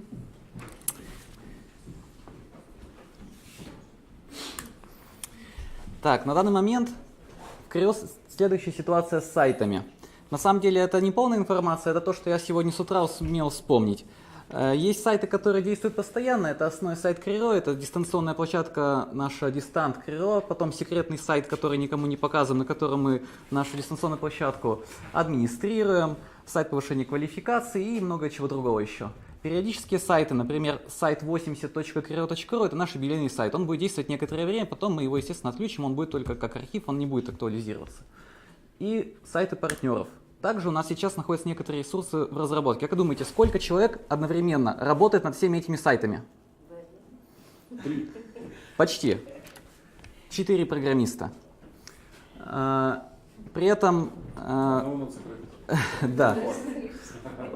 При этом вот у нас, например, сегодня утренняя фотография. Вот так выглядит рабочее место программиста. Мы видим шикарный компьютер, который не может работать, да. Поэтому программисты у нас приходят, иногда сидят просто здесь, а делают все дома. Кое-чем пришлось пожертвовать. Нервами программистов, и как раз все держится за счет того, что программисты хотят есть, и у нас небольшая безработица в республике. Мы работаем очень ударно, мы готовы вот про эти сайты поговорить, которые подсвечены зеленым, я компетентен именно в этих вопросах. Если вас что-то интересует по этим сайтам, какие-то буквы интересные, если нет, то я дальше пойду вам что-нибудь врать. Нас интересует следующий вопрос. Скажите, пожалуйста, distant.kiro.ru, а сайт, скорее всего, каким-то образом завязан с системой Moodle или нет? Точно, это Moodle. Она немножечко модифицирована, там другая система записи. Дело в том, что у нас очень большое количество людей должны проходить курсы. У нас существуют открытые дистанционные курсы. Уже больше 25 тысяч учетных записей создано, и больше 17 тысяч человек успешно проучились. Некоторые бросают, некоторые при регистрации допускают ошибку, регистрируются повторно. Для того, чтобы все это дело нормально поддерживать со стороны методистов, вот есть секретный сайт, где они могут зайти и, если что, помочь людям поправить их данные, кто там фамилия, ошибка, кто еще что-то. К тому же это надо все отслеживать, потому что с таким количеством пользователей не управиться. Но на самом деле все находится на ядре Moodle. Также на ядре Moodle находится сайт под номером 10. Docs.ru – это временная платформа для электронных учебников ФУ.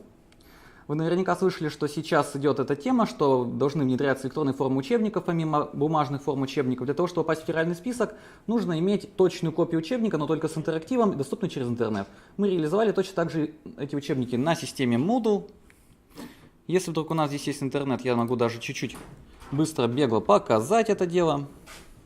Кроме нас, может знать, есть ли интернет. Даже я не могу. Это такая неожиданность сегодня.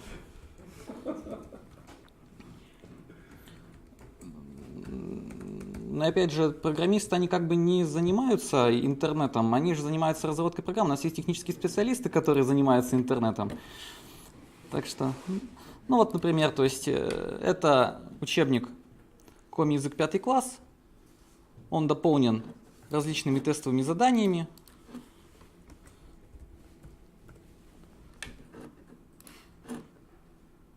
Все работает без перезагрузок, все на месте, то есть тут даже есть словари. Вот эта страничка, вот эта интерактивность, которая создает тестовые задания, это сделано на Moodle? Это сделано, размещено на Moodle, но для того, чтобы это реализовать, используется JavaScript. То есть у нас сидит программист, который пишет это на JavaScript. То есть вот такие вещи. Аудио, дополнительные какие-то фотогалереи, опять же есть... 5, 6, 7 класс уже готовы. 5 на апробации, 6, 7 сейчас будут на апробации. 8, 9 в ближайшие перспективы. Содокладчик Вячеслав Алексеевич. Спасибо. В чем преимущество? Почему мы выбрали именно Moodle для того, чтобы создавать электронные формы учебников? Дело в том, что в некоторых школах нет интернета. Мы можем создать автономный пакет с помощью Open сервера, бесплатное программное обеспечение, туда запаковываем Moodle, и в школе можно будет развернуть и показывать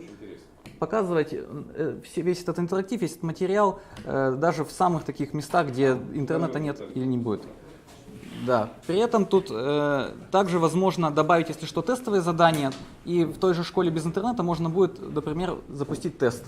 А можно какое-то техническое уточнение? Вы разворачиваете, вы говорите, что можно развернуть Moodle в школе не дистанционно, в смысле, а локально, да? Да. А можно ли локально это развернуть не только на системе, например, Windows, но и на системе, например, Linux? Там. Вот многие сейчас школы переходят, да, в связи с тем, что финансирование по Microsoft закрывается.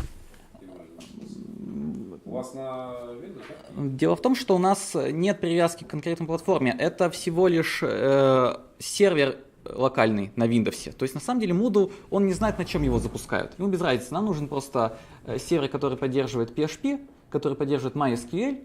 И если вдруг школа работает на Linux, скорее всего, там есть компетентные люди, которые в этом разбираются. И они без проблем разворачивают. У вас такого опыта развертывания? У нас дело в том, что это не используется, но если вдруг какая-то школа потребует от нас консультацию, мы без проблем в течение дня для них методический материал напишем. Но пока что, то есть это никакая не проблема, потому что это очень популярная вещь на Linux, локальные сервера, они создаются очень просто. В отличие от Windows, там не нужно ставить никаких там куча программ, это все делается через консоль, написали, оно скачало, оно установило. И пока таких перед нами задач не стояло, мы этим не занимались. Но как только станет, мы очень быстро это сделаем. Вы знаете, как мы работаем, 4 программиста. Да, 4 программиста на Linux напишут. Информатика вряд ли, а 4 программиста. Саша, ты уж совсем все наши секреты не выдавай. Да, в домашнем режиме, все естественно так. Так, кроме того, наверняка вы замечали то, что, может быть, некоторые из вас замечали, что у нас красивые лендинги. Что вы сейчас будете говорить? .ru. Лендинг пейдж, посадочная страница, это одностраничные сайты. Это продажное менеджерное название лендинг пейдж. Более красивый это, да, одностраничный сайт. Если он сейчас, если интернет нам позволит, а он почти позволил, вот, у нас делаются различные вот такие сайтики по мероприятиям, где все красивенько, то есть раньше тут еще была форма регистрации, как вы помните, тоже интересная. Все достаточно быстро и красиво. Если кто-то желает разворачивать такие вещи, то без проблем это делается на CMS WordPress, используется модуль Elementor. Благодаря этому модулю можно создавать такие сайты очень быстро. Все это открыто. Самый дешевый вариант, заходите 000 WebHosts, есть хостинг такой бесплатный. Единственное, что вот у вас будет вот в этом уголку маленькая надпись 000 WebHosts. Когда к нам учителя приходят обучаться созданию сайтов, мы именно этом и говорим, то что вот как бы финансирования нет, но вот вы можете так поступить. Регистрируйтесь там, у вас бесплатный хостинг. Единственный минус у него — это перерыв в 1 час. Вы должны выбрать, когда он будет делать перерыв в 1 час. Делаем ночью, и никто все равно ночью не будет заходить. Разворачиваем там WordPress, там прямо есть кнопочка «Развернуть WordPress». Даже ничего устанавливать вручную не нужно. Он разворачивает WordPress, и вы без проблем создаете уже сайт, можете туда поставить элементы и вот такие красивые штуки делать. Этот сайт, он делался и переделывался примерно за 1,5 недели. Переделался он по 10 раз. Если вдруг вы за него регулярно заходите, увидите то, что каждый день там новая информация. Но то ли еще будет. У нас регулярно проходит отличный... Так, сейчас, секунду. Кто у нас первый? Минобр идет. Форум в октябре. Так, как бы правильно написать-то, я не помню. С какой буквы начинается? А вот.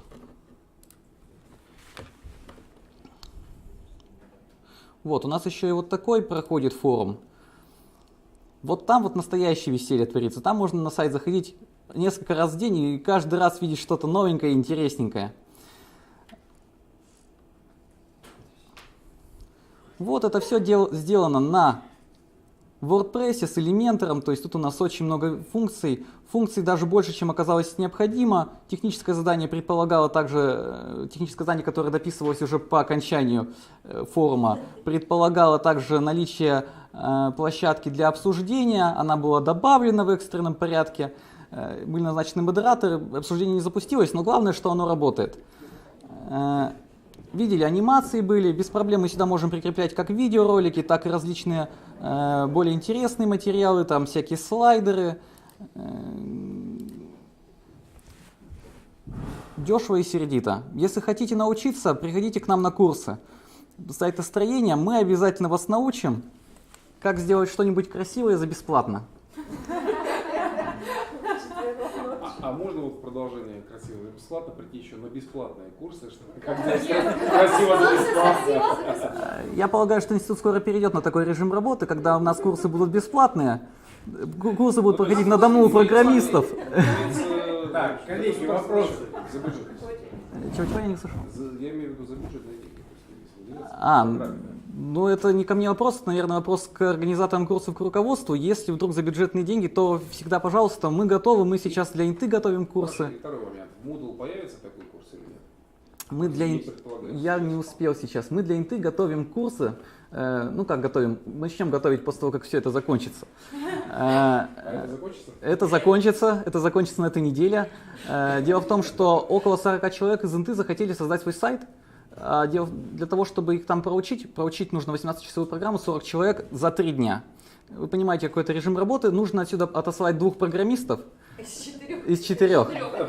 Естественно, да. Поэтому курсы будут разработаны дистанционно. Я это все уже перетряс с заведующей кафедрой дошкольного образования.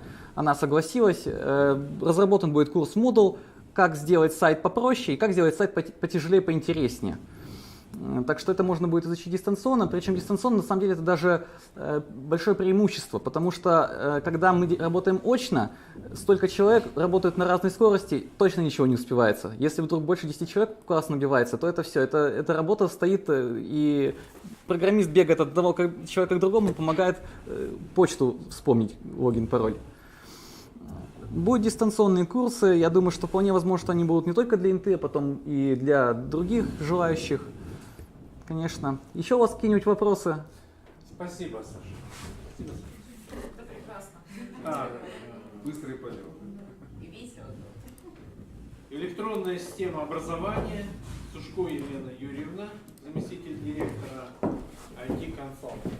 Здравствуйте. Это Ацун МЦФР Республики Коми. Здравствуйте всем присутствующим. Сейчас меня слышно, да?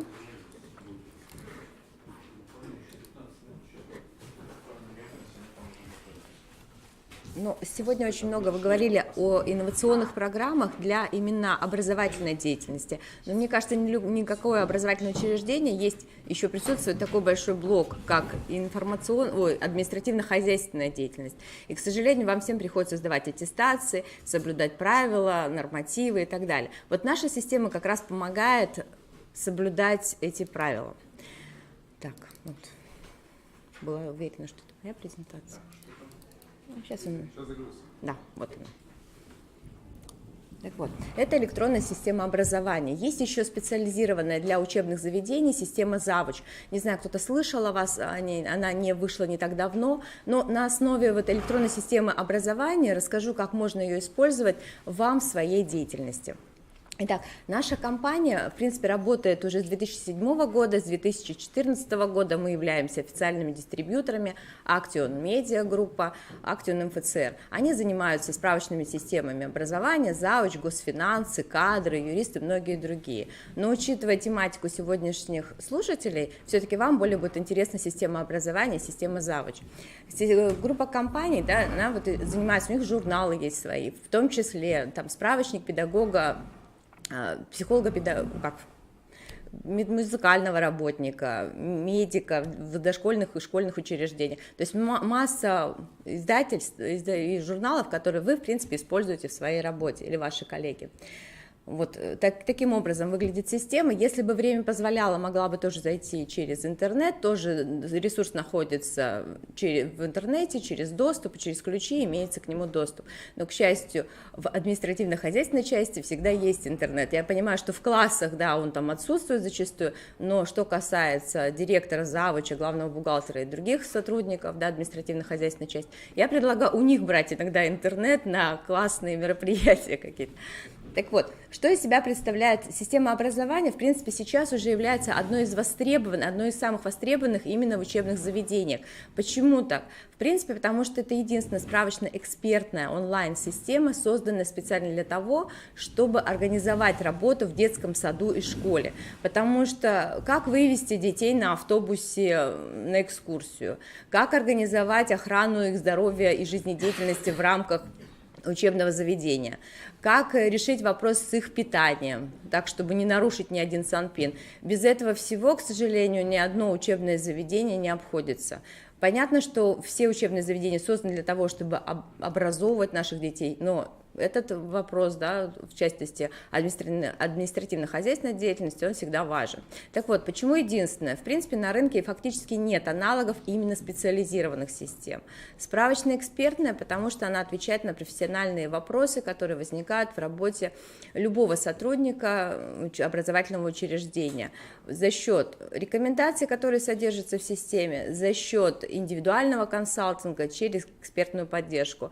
То же самое, можно задавать вопросы через систему, в течение 24 часов будет индивидуальный ответ, причем письменный. Экспертов, которые с опытом работы более 5 лет, и рекомендации пишут, это сотрудники Миноборнауки, Рособорнадзора, региональных органов управления образования. В частности, сейчас идет активно проект СКРИРО, ей подписано соглашение с Министерством образования Республики Коми в 2018 году, в 2017 с главой, в 2018 с Минобром, и в рамках этого проекта мы планируем создавать рекомендации уже именно регионального уровня, потому что федеральный уровень все хорошо, но это далеко от местных школ, да, местных детских садов. Хочется получить рекомендации именно местных органов власти. И вот как раз проводником между органами власти и школами дополнительно встает КРИРО.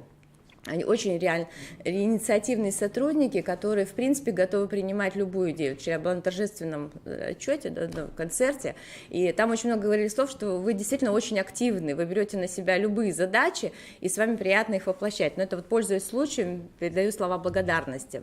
Итак, онлайн-система, потому что в интернете, потому что можно с любого компьютера, можно дома, можно на работе, где есть интернет и есть доступ, ключ доступа, вы можете работать. На этом слайде представлены экспертами системы, кто является. В принципе, многие фамилии знакомы, потому что вы читаете их методические рекомендации, различные инструкции и так далее. Эти люди пишут, в принципе, рекомендации к нашим системе. Очень коротко я пробегусь, да, что содержит система образования. В принципе, как и система ЗАВОЧ и другие наши системы. В первую очередь, это рекомендации экспертов. Именно для этого создана система, не для поиска нормативно-правовых документов, не для уточнения, какие документы конкретно есть, а для решения ваших текущих задач.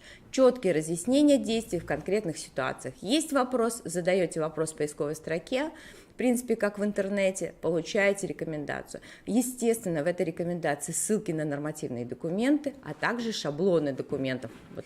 Следующий как раз раздел – шаблоны документов. И это должностные инструкции, в том числе даже… У меня мама учитель, иногда я даю из этой системы, она хочет пройти аттестацию, повысить, да, квалификацию. Полная подборка, что нужно сделать учителю, чтобы пройти аттестацию. Пожалуйста, здесь представлено тоже, включая формы документов. Причем шаблоны чем хороши? Они с примерами заполнения. То есть не ошибетесь, не нужно искать, как это заполнять, все подготовлено. Что касается секретариата и дела производителя учебного заведения, то, понятно, это вообще полная кладезь, потому что локальные акты можно брать и формировать себе локальные акты в папку. Полная нормативно-правовая база, федеральная и в том числе региональная, пополняется регулярно, каждый день, как только что-то меняется, все обновляется. В принципе, как и любые другие документы, рекомендации в том числе. Была рекомендация написана о том, как детей перевозить в автобусе. Изменилось законодательство, пожалуйста, рекомендацию в тот же день поменяли. Чтобы вам не приходилось тратить на это время, сравнивать действующая, недействующая редакция, все это уже не нужно будет. Справочники. Очень интересно, тоже востребовано у нас в школах, клиенты очень часто говорят, циклограммы мероприятий. То есть вот в справочниках понятно, что есть производственный календарь, различные схемы и таблицы, но почему-то востребованы больше всего циклограммы. А в системе ЗАВОЧ очень востребованы как провести, например, циклограмму, как провести классный час. На разные темы, много разных тем. Есть точно так же в системе, как провести мероприятие к Новому году. То есть любой аспект воспитательной вот этой деятельности, которая проводится в учебном заведении, все вы сможете здесь найти. Поэтому, в принципе, берут ее, конечно, себе директора и заведующие, заместители директоров учебных заведений, но использовать ее в работе используют и музыкальные работники, и медработники, всем, да, она для всех. всех. Единственное, что иногда бывает, вот тоже по опыту говорю, что иногда бывает, что почему-то наши сотрудники, там, медработник, говорят, да нет, это же у директора системы, как я приду, попрошу доступ. Хотя директор всегда очень радостно говорит, да, им нужно, конечно, дайте доступ.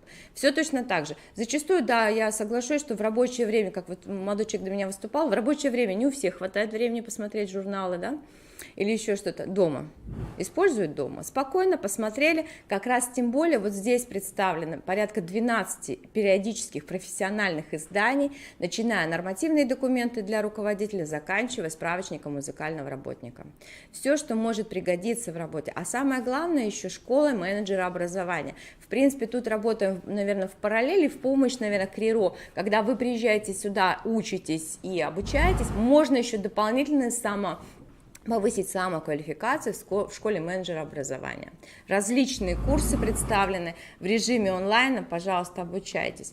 Ну и преимущество, да, системы перед другими справочно-правовыми, я бы сказала, универсальными системами, потому что касается именно наполнения вот этого отраслевого, его нет нигде. Да, понятно, нормативные документы есть в консультанте, в гарантии, в других справочных системах, но все, что касается рекомендаций, как обеспечить питание в дошкольном учреждении, все только здесь. Плюс мобильность, автоматическое обновление ежедневно незаметно для вас. Никаких технических, вот программисты ушли, да, но они бы меня поняли, что никаких технических проблем не будет. Все обновляется где-то там далеко, даже я не знаю где, где-то на серверах в Москве, а может в Екатеринбурге. Никаких затрат с вашей стороны вообще не нужно. И самое главное, что востребовано пользователями, круглосуточная онлайн-поддержка. Ночью возник вопрос, найти нужно документ, там сидит реальный человек, не машина, человек сидит и поможет найти документ. Нужен ответ эксперта 24 часа, и вы получите ответ. Я понимаю, что очень быстро, очень прям вот, если у кого-то есть интерес посмотреть детально эту систему, готовы вы, тороплюсь, стараюсь, как могу. Так вот, можем выйти, можем позвонить по телефону, рассказать о системе, дать доступ и все, пожалуйста. Учитывая, что есть соглашение, подписанное с Министерством образования, то даже на приобретение в школу, мне кажется, на самые дешевые цены в целом по России. Нам удалось согласовать с Москвой, да, уникальные условия. Мы очень гордимся ими, всем говорим, у нас самые дешевые цены для наших школ. Спасибо за внимание. Коллеги, вопросы есть? Надеюсь, я не очень быстро говорила, что вы меня услышали. Следующее у нас выступление «Эффективное использование КТ в образовательном процессе». Мухин Константин Григорьевич, компания «Интерактивные системы», город Екатеринбург. Так, флешку. Так, здесь мышку придется пока временно. Ну давайте без мышки.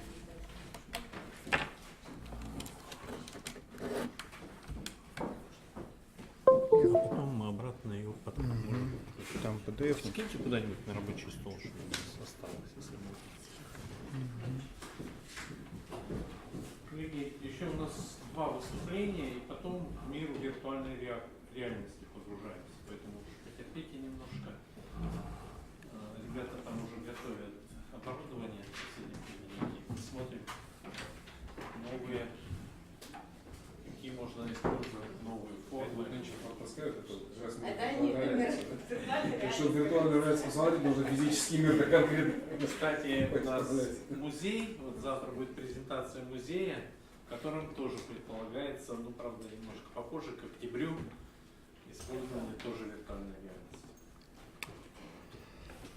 Итак, всем здравствуйте. Я постараюсь очень быстро, потому что у меня еще потом выступление попозже. Это больше будет, наверное, превью, да, того семинара, который я буду проводить. Да. То, о чем я буду говорить. Смотрите, в первую очередь сначала о нас. Обо мне. Я Мухин Константин, я являюсь руководителем компании «Интерактивные системы». Чем занимается наша организация? Наша организация коммерческая. Мы занимаемся производством интерактивного оборудования. Вот сзади нас оно уже стоит, подготовленное, то, что я буду показывать. Да, мы с собой привезли, да, мы российские, одни из немногих российских производителей интерактивного оборудования. Также мы производим российское, отечественное программное обеспечение, естественно, это же оборудование. Помимо нашей коммерческой деятельности, мы занимаемся активно социальной работой. Что она в себя включает? Изначально, когда мы начинали свою работу 6 лет назад, вот эта вся социальная работа, знаете, к чему сводилась? Мы брали в руку вот сюда перфоратор, вот сюда комплект проводов. И шли по детским садам и школам и начали настраивать оборудование, которое было закуплено, ну, у нас на Урале, по крайней мере, я не знаю ситуацию здесь, но в целом, работая уже по всей России, мы примерно ситуацию представляем. Мы начали вешать интерактивные доски, начали нормально устанавливать проекторы и так далее. Дальше, что мы пошли делать, откуда вообще взялась разработка именно программного обеспечения? Мы начали спрашивать у детских садов, у школ, что не хватает. У вас нет оборудования, нет компьютеров? Нет, пожалуйста, есть. Чего нету-то? Нет то, с чем нужно работать. Хорошо, окей. Взяли бесплатные интерактивные редакторы, которые идут к любым интерактивным доскам, поставили. Дальше проблема, знаете, какая следующая получилась? Педагоги не знают, как работать, не понимают, как работать с этим программным обеспечением и используют доски как? Вы сами знаете как экраны. Как экраны. Висит доска, извините за... ну, в общем-то, не самая дешевая. А мы ее используем, показываем на ней мультики в детском саду или презентации в школе. Ну, в детском саду тоже. Вот. И, соответственно, то, о чем мы будем разбираться на семинаре. В первую очередь, я изначально подхожу то, как работает интерактивное оборудование. Мы очень много придаем значения самим интерактивным доскам. Мы, когда заходим в класс, у нас висит интерактивная доска, мы в первую очередь видим что? Саму интерактивную доску. Да? И называем это решение интерактивной доской. Нет такого решения. Есть комплект интерактивной доски, который состоит из проектора, интерактивной доски и компьютера. На компьютер мы устанавливаем программное обеспечение. Вот, те же самые полы, интерактивные столы и так далее, и так далее. Педагоги вокруг них прыгают, как вот, я извиняюсь за буквальность, вокруг как неведомых зверушек и боятся к ним подходить. Идет закупка оборудования, да, например, принимается решение о покупке этого оборудования, а мы его не используем. Вот. Для нас, как для, опять же, коммерсантов, для разработчиков программного обеспечения, нам важна заинтересованность педагога. Заинтересованность появляется тогда, когда мы знаем, что это такое. А если мы не знаем, никакого интереса не будет. Так же и с детьми. Такая же история. Вот. Ну и, соответственно, конечно, у нас есть для этого все инструменты. У нас есть и бесплатные интерактивные редакторы, мы их называем ласковыми реаниматорами ИКТ. Тогда, когда педагоги ставят на ноутбук вот эти простые интерактивные редакторы, при помощи которых получаются простые интерактивные уроки. Я за полчаса педагогов учу делать простые интерактивные уроки. И тогда, когда я захожу в класс и говорю, кто умеет делать интерактивные уроки, поднимите руку кто-нибудь. Так раз чуть-чуть там по PTX что-нибудь там сделали, презентажку. Вот. После этого мы уже, да, начинаем делать интерактивные уроки. Фактически интерактивный урок сводится к тому, что мы накидываем картинки, какой-то фон, да, и начинаем передвигать. Это уже интерес. Ведь все оборудование интерактивное для чего?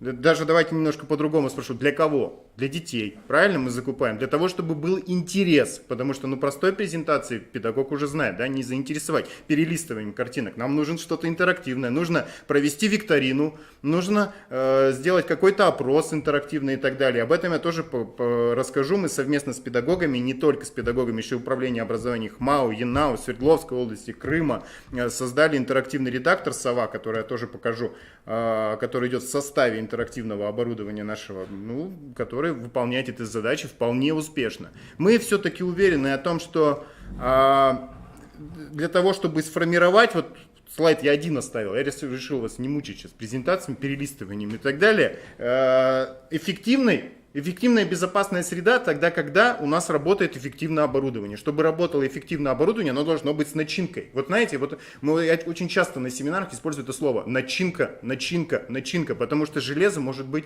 извините, любым, суперсовременным. Суперсовременная интерактивная панель на 100 касаний, Full HD, компьютер на i7 процессоре. Да кому это надо, если он пустой? Естественно, не нужно. Безопасно? Да, действительно уже тогда, когда мы используем интерактивное оборудование, нам, по крайней мере, свет не должен падать от проектора в глаза и так далее.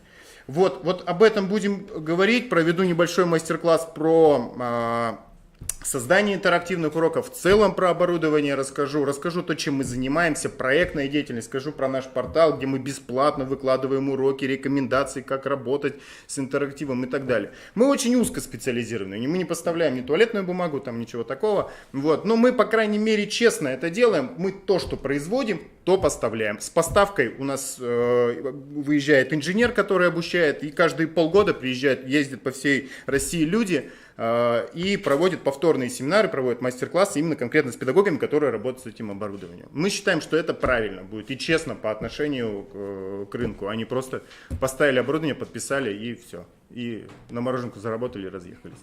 Я все. Я обещал коротко. Спасибо. Вопросы? На семинаре. Вопрос на семинар. 4 часа на семинаре. Да. Да. Ну, зато есть интерес. Мы возбуждаем интерес к оборудованию. Вот это самое. А тут уж... Конечно. Так, все. Я ухожу. И завтра у них что-то будет. А что завтра, практикум или что? Ну, по программе, смотрите, сегодня... Сегодня для руководителей? Для руководителей, да. Завтра я педагогов зову. Все. То же самое будет или нет? Ну, немножко для педагогов мы уже больше практику ведем. Я вот уже конкретно педагогам показываю, как работать с оборудованием. Сегодня это будет больше экскурс в целом, в интерактив, чтобы вы разобрались, по крайней мере, что есть. А можно и сегодня, и завтра? Да, пожалуйста. Я летел только, и я, конечно, сейчас максимально все... темы смарт-технологии Сыктывкарский государственный университет имени Екатерина Сорокина. Игорь Антонович Муртазин расскажет нам о смарт-технологиях. А смарт-лаборатории, да? Смарт-лаборатория у нас в университете открыта. Можно подключить, да? Так, подключим мы сейчас так, чтобы нам трансляцию не нарушить. Так, только проектор, да? Только проектор. Так, тогда, наверное, у нас демонстрация рабочего стола не будет. Туда, в эфир. Не сильно важно, не надо. Ага. Да. У нас демонстрация рабочего стола не будет. Потому что другой компьютер. Сейчас запустится. Все равно он слегка медленно работает. Можно сесть, потому Да. что, чтобы Видно было, да? хотя бы камера была в камере. Так, ну, пока тут настраивается, уважаемые коллеги, ровно год назад, ну, в конце января месяца, была открыта данная лаборатория при Сыктывкарском государственном университете.